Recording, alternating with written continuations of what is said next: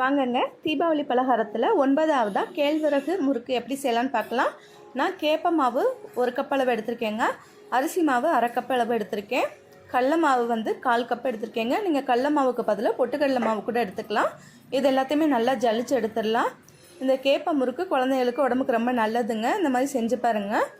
1 spoon அளவு ஜீரகம், 1 spoon அளவு தனி மிளகாய்த்தூள், தேவையான அளவு பெருங்காயத்தூள், 1/2 ஸ்பூன் அளவு உப்பு சேர்த்துருக்கலாம். 2 ஸ்பூன் அளவு பட்டர் சேர்த்துக்கலாங்க. இது எல்லாத்தையுமே நல்லா கலந்து விட்டுருங்க. பாருங்கள், இந்த அளவுக்கு வந்ததுக்கப்புறமா கொஞ்சம் கொஞ்சமாக தண்ணி ஊற்றி நல்லா பிசைஞ்சுக்கோங்க.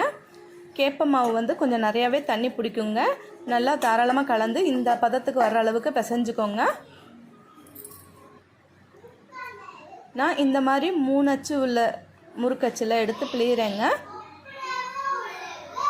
இந்த மாதிரி தட்டில் பிழிஞ்சு எடுத்து போடலாங்க. அப்படி இல்லைன்னா நீங்கள் டைரெக்டாக எண்ணெயில் கூட பிழிஞ்சிக்கலாம்.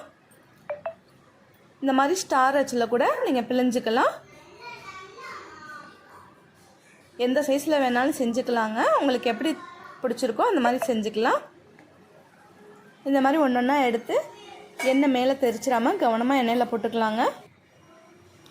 இந்த அளவுக்கு எண்ணெய் நல்லா சலசலப்பு அடங்குனதுக்கப்புறம் முறுக்கை எடுத்துடலாம். ரொம்ப டேஸ்ட்டாக இருக்குங்க இந்த முறுக்கு. செஞ்சு பார்த்துங்க.